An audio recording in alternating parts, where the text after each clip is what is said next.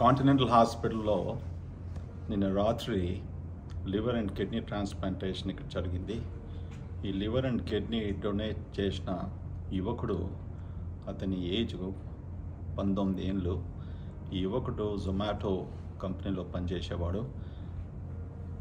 స్కూటర్లో ఆయన రవాణా చేస్తుంటే ఎక్కడో ఆటో రిక్షా వచ్చి ఆయన గుద్దేసి యాక్సిడెంట్ జరిగింది. తర్వాత ఇమీడియట్లీ మా ఇంటెన్సివ్ కేర్ తీసుకొచ్చారు. ఆయన 14 నుంచి వచ్చే 3 రోజులు ఇంటెన్సివ్ కేర్లో ఉన్నారు. ఆయన వచ్చినప్పటికీ ఆయనకు బ్రెయిన్ డ్యామేజ్ తీవ్రంగా జరిగింది. మనందరికీ తెలిసిన విషయమే. ప్రపంచమంతా కూడా భారతదేశంలో ఈ యాక్సిడెంట్స్ జరిగినప్పటికీ సుమారుగా 60% వరకు బ్రెయిన్ ఇంజరీస్ అవుతూ ఉంటాయి. సో ఈ కుర్రాడు వచ్చినప్పటికీ ఆయన బ్రతకలేని స్థితిలో ఉన్నప్పటికీ వాళ్ళ ఫ్యామిలీ మెంబర్స్ ముందుకు వచ్చేసి ఆర్గన్ డొనేషన్ ఇవ్వాలని అనుకున్నారు. ఈ ఆర్గన్ డొనేషన్ వాళ్ళు ఇవ్వాలని అనుకున్నప్పటికీ, ఆ డెసిషన్ తీసుకున్నప్పటికీ మేము మన స్టేట్లో ఉన్న జీవన్ దాన్ డాక్టర్ స్వర్ణత గారు దానికి డైరెక్టరు, అందరూ కూడా ఇక్కడ మన స్టేట్లో ఎప్పుడైతే ఆర్గన్ డొనేషన్స్ అవుతాయో జీవన్ దాన్తో కొలాబరేట్ చేస్తాము. పర్టికులర్లీ డిసీజ్ డోనర్ ట్రాన్స్ప్లాంట్స్ అయినప్పటికీ.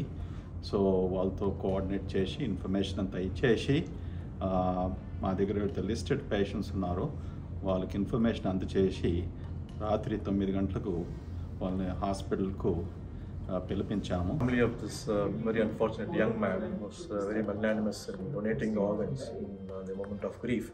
So we thank them profoundly, and I take this opportunity to raise awareness in the organization, as Dr. Reddy had already mentioned. About 20,000 patients in India need liver transplant annually, and at the current point in time we are doing about 3,000 to 4,000 a year. So we are nowhere near the real needs of these patients, and transplant really saves lives. And this young gentleman, by donating his organs, has saved a few lives, liver and kidney.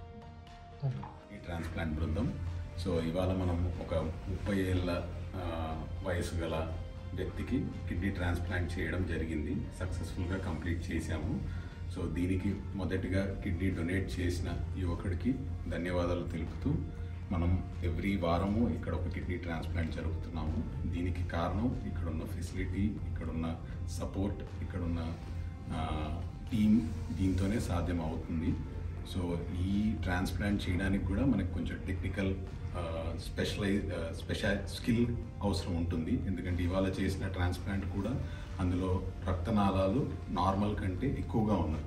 So అవి కూడా మనం చూసుకొని జాగ్రత్తగా చేయడం జరిగింది. And patient అన్నీ బాగుండి ఇప్పుడు is doing well. So thank you. ఈ అబ్బాయి 3 days మన దగ్గర ఉన్నారు. ఫస్ట్ ఇనిషియలీ బ్రెయిన్ పరంగా ఈ హ్యాడ్ బ్రెయిన్లో కన్ఫ్యూజన్స్ ఉండే, బ్లీడింగ్ ఉండే, బ్రెయిన్ స్వెల్లింగ్ తగ్గించేదానికి మెడికేషన్స్ అన్ని ఇచ్చాము. ఫిట్స్ కూడా వస్తూ ఉండే, దానికి కూడా మెడికేషన్స్ అన్ని ఇచ్చాము. 3 days కోమా స్టేజ్లో ఉండేటప్పటికి ఊపిరి కూడా తీసుకుంటూ ఉండలేదు. మనకి ఆ క్రైటీరియా ప్రకారంగా went ahead and then 2 neurologist test చేశారు. ఒక 6 hours 8 hours తర్వాత మళ్ళీ ఇంకోసారి రిపీట్ చేసి వేరే సెట్ ఆఫ్ డాక్టర్స్ డిక్లేర్ చేసిన తర్వాత అటెండర్స్కి ఎక్స్ప్లెయిన్ చేశాము. వాళ్ళు కూడా ఒప్పుకొని పెద్ద మనసుతో ఒప్పుకున్నారు.